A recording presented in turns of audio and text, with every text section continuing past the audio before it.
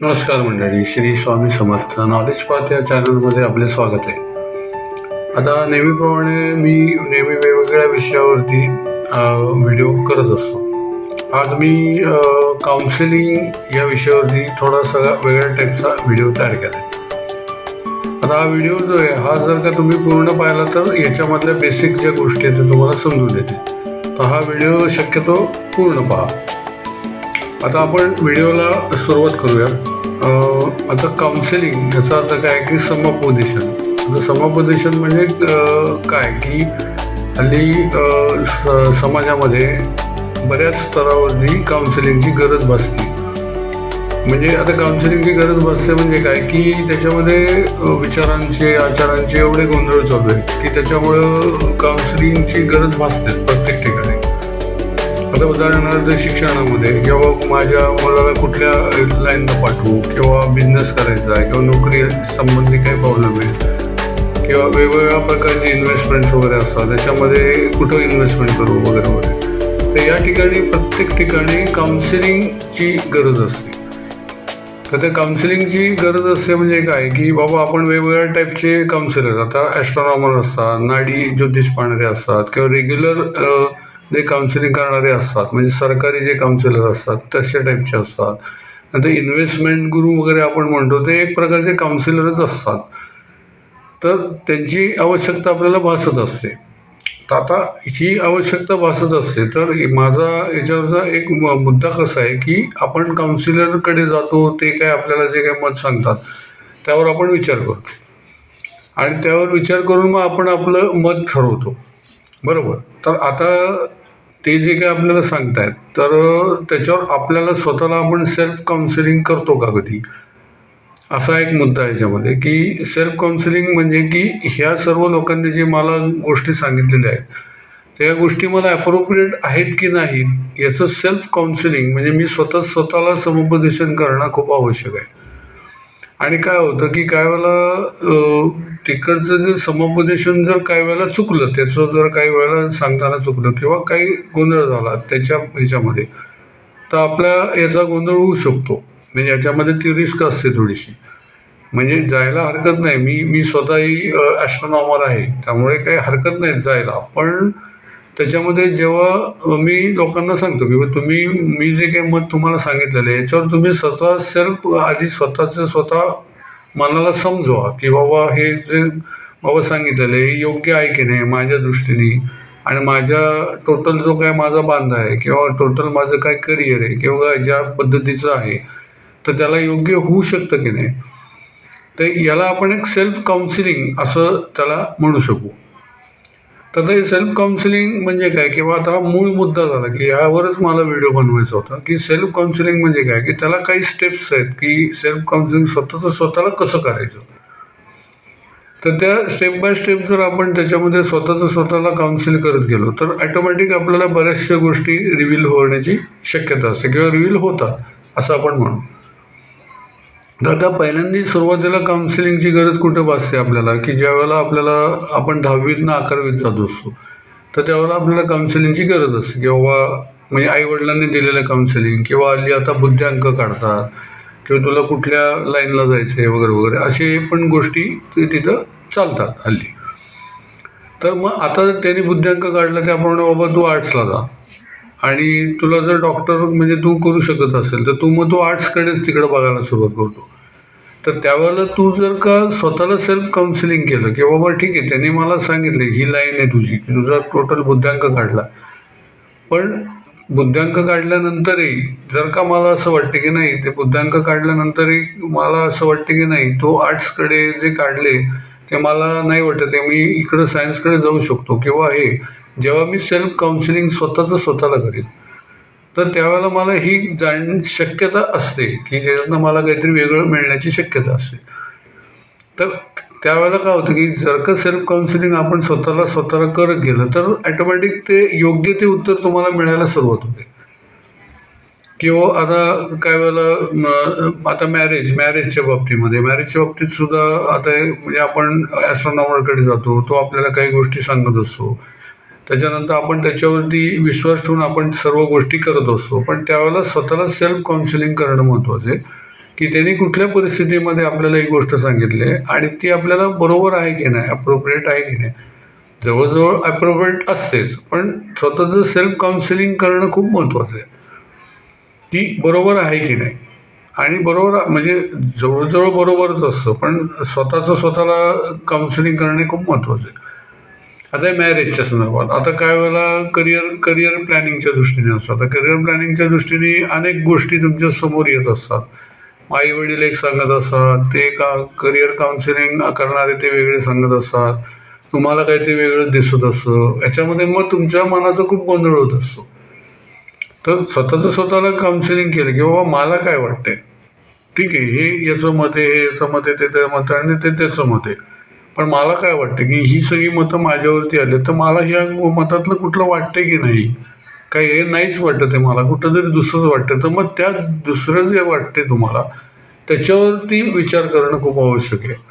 कारण त्याच्यावर जर विचार केला तर तुम्हाला बरोबर योग्य मार्ग सापडत असतो. त्यांनी त्यांच्या हिशोबाने तुम्हाला काउन्सिलिंग केलेलं असतं. आजपर्यंत तुमचा जो पाथ आहे, करिअर पाथ आहे, म्हणजे आजपर्यंत तुम्ही ग्रॅज्युएट झाला आहे, तर ग्रॅज्युएट पाथ जो असतो तिथपर्यंत आल्यानंतर ते ऑब्झर्व करतात, व याचा कुठल्या बाजूला शक्यता आहे. तर त्याप्रमाणे ते तुला सांगत असतं की तो डॉक्टर म्हण, इंजिनियर, वकील म्हण, वगैरे वगैरे. पण तुला असं वाटतं की नाही, ते हे जे सांगितलं ते याच्यामधलं मला काहीच वाटत नाही, मला काहीतरी वेगळंच वाटते, की बाबा चित्र काढावं किंवा कुठंतरी एखादं गिटार वाजवावी किंवा काय असं वाटतं. तर ते स्वतःला काउन्सिल करणं खूप आवश्यक आहे. म्हणजे स्वतःला असलेला समुपदेशन. पण हल्ली काय होतं की ते स्वतःला समुपदेशन करायला खूप अवघड होतंय. कारण काय की मनाची स्वस्थता नाही कुठे. तर त्यातलं पहिलं जे बेसिक गोष्ट आहे की स्वतःला जर समुपदेशन करायचं असेल तर तिथं मेडिटेशन खूप आवश्यक आहे. की कमीत कमी दिवसभरामध्ये 1 किंवा 2 मिनटं तरी स्वस्थ बसणे आणि शांत विचार करणे आणि आता मी कुठल्या वयाचा आहे, मला आता काय करायचं आहे, म्हणजे आता मी लग्नाच्या वयात तर लग्न करायचं आहे मला, किंवा मी आता शिक्षणाच्या वयात शिक्षण करायचं. तर याचा सूक्ष्मपणे मेडिटेशन करून, सूक्ष्मपणे त्याचा अभ्यास करून जर स्वतःला जर थोडंसं आपण काउन्सिल केलं तर ॲटोमॅटिक आपल्याला बऱ्याचशा गोष्टी तिथं कळत असतात. आणि हे जे काही तुम्ही करत असता हे तुम्ही तुमच्या आत्म्याला, म्हणजे आतलं जे मन असतं याला तुम्ही कॉन्सन्ट्रेट करत असता आणि मग त्याच्यामधनं नक्कीच चांगलं काहीतरी निघत असतं, हे मात्र नक्की. कारण मेडिटेशनमधनं जे येत असतात गोष्टी जिथं शांतता असते, जिथं आपण वरचं मन आणि आतलं मन याचं कनेक्शन होत असतं. तर त्याच्यामुळे ती गोष्ट जर आपण करू शकलो तर आपल्याला स्वतःला काउन्सिलिंग छानपैकी करू शकू आपल्याला.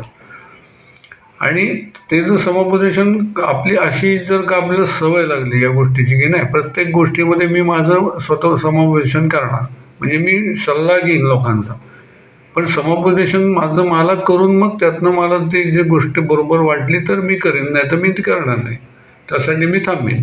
ही जर का मनाला आणि शरीराला जर सवय लागली तर बरेचसे प्रश्न सॉर्ट आउट होण्याची शक्यता असते किंवा सॉर्ट आउट होतातच. कारण काय डिफिकल्टी आपण त्या शेवटच्या लेवलला जी येते की ज्यावेळेला जिथं तुमचं स्वतःला काउन्सिलिंग होत असतं, तर त्यावेळेला ती नक्कीच गोष्ट चांगल्या रीतीने तुमच्यापर्यंत पोचते, असं माझा आजपर्यंतचा अनुभव आहे. कारण मी स्वतः असं करतो की मी स्वतःला सेल्फ काउन्सिलिंग करतो आणि मी म्हणतो की बाबा हे करतोय का बरोबर आहे का नाही, बरोबर चाललंय की नाही, किंवा काही मी चुकतोय किंवा काय, असं वेळेला मग त्यावेळेला काही ठिकाणी असंच लक्षात येतं की नाही मी चुकतोय, की नाही मी चुकलोय, मी जाणार आहे, हे जायला नाही पाहिजे, तर ॲटोमॅटिक तिथून मी विड्रॉ होतो.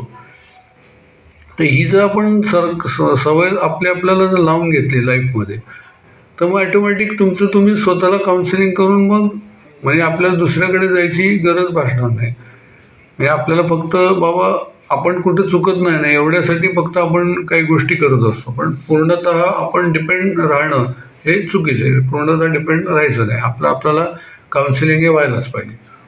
तर मग त्याच्यामध्ये पहिली स्टेप जी असते ते मेडिटेशन करणं. त्याच्यानंतर दुसरी स्टेपमध्ये आपण जर पाहिलं की स्वतःला सेल्फ करायचं असेल आपल्याला काउन्सिलिंग, तर आपल्याला आपण ज्या वयामध्ये आहोत त्या वयासंबंधित ज्या गोष्टी आहेत त्याचं पूर्ण नॉलेज असणं महत्त्वाचं आहे. की बाबा मला उद्योगधंदा करायचा, तर उद्योगधंद्याचं पूर्ण नॉलेज पाहिजे आपल्याला, की बाबा आपल्याला काय, तर नॉलेज नसेल तर ते नॉलेज आधी घ्या, आणि मग त्याच्यामध्ये उतरा. मग त्याचं तुम्ही काउन्सिलिंग करा स्वतःला, की बाबा नॉलेज घ्यायचं आहे मला, की मला उद्योग करायचा. उद्योग करण्यासाठी बाबा नॉलेज पाहिजे, की बाबा त्या ठिकाणी बाबा मला काही पदवी पाहिजे का, किंवा ITIचा काही कोर्स पाहिजे का, किंवा काही वेगळ्या काही गोष्टी पाहिजेत का, ज्यातनं मी उभा राहू शकेन. मग त्यासंबंधी माहिती घेणे, ते पूर्ण करणे कोर्स, हे आपलंच काउन्सिलिंग स्वतः करायचं असतं ना आपण. आणि मग ॲटोमॅटिक आपण बरोबर त्या गोष्टी यशस्वीरित्याने पार पाडतो. असं जर आयुष्याच्या प्रत्येक स्टेपमध्ये जर आपण प्रत्येक जी घटना समोर येत असते त्या घटनेमध्ये जर आपण स्वतः जर का करत गेलो, स्वतःला काउन्सिलिंग, तर बऱ्याचशा गोष्टी सॉर्ट आउट होऊ शकतात. आता पहिली जी स्टेप आहे ती आपण मेडिटेशन म्हणतो. दुसरी स्टेप जी आहे की ज्या वयामध्ये आपण स्वतः जो डिसिजन घेतोय, तर त्या वयाच्या संदर्भात ज्या काही गोष्टी असतात तर त्याचं सखोल आणि संपूर्ण ज्ञान करून घेणे आवश्यक आहे. त्याच्यानंतर तिसरी स्टेप अशी आहे की ते जे आपण करतोय की त्याचा पूर्ण पुढील आयुष्यावरती काय परिणाम होणार आहे याचा थोडासा तरी अंदाज घेणं, ही तिसरी स्टेप आहे त्याच्यातली, या काउन्सिलिंगमधली. की जेव्हा आपण सेल्फ स्वतःला करत असतो, किंवा हे मी गोष्ट करतोय बाबा, आता ही लग्न करतोय मी, किंवा मी उद्योग उभा करतोय, किंवा मी आता नोकरीला लागतोय, त्यातनं मला पुढं काय काय रिझल्ट येणार आहेत ह्याचं थोडासा काय अंदाज घ्यायला पाहिजे आपल्याला. आपल्याला काही सगळ्या गोष्टी कळणार नाहीत, पण थोडासा तरी अंदाज यायलाच पाहिजे ज्यामध्ये की इथं आपण चुकत नाही ना किंवा फसत नाही ना. मग त्यासाठी आपण थोडंसं बाहेरचं काउन्सिलिंग घेऊ शकतो, किंवा अगदीच म्हणजे मी चुकतो की नाही मला कळत नाही, पण कळायला पाहिजे ही गोष्ट बेसिक आहे त्याच्यामध्ये, की ती कळली पाहिजे गोष्ट. आणि ती जर नसेल कळत तर थोडं आपण करू शकतो, बाहेरनं गाईडलाईन थोडी घेऊ शकतो, पण पूर्णपणे गाईडलाईनवरती आपण हे बेस्ट राहायचं नाही आहे. तर अशा पद्धतीने जर आयुष्यामध्ये जर प्रत्येक ठिकाणी जर काउन्सिलिंग स्वतः करत गेलो तर बऱ्याचशा गोष्टी सुकर होतील. आणि समाजामध्ये असाच जो गोंधळ चालू आहे की मग इथं आता मी स्वतः आश्रमामध्ये, त्याच्यामुळे मग माझ्याकडे अनेक बाजूनी वेगवेगळ्या पद्धतीचे लोक येत असतात. तर मग काही वेळेला चुकीचे काही निर्णय घेतले जातात किंवा चुकीच्या गोष्टी केल्या जातात, त्याच्यामुळे बरेच प्रॉब्लेम येत असतात. तर मग त्या लेवलला जर त्यांचं स्वतः त्यांनी जर काउन्सिलिंग केलं तर हे निर्णय चुकायची शक्यता फार कमी होते.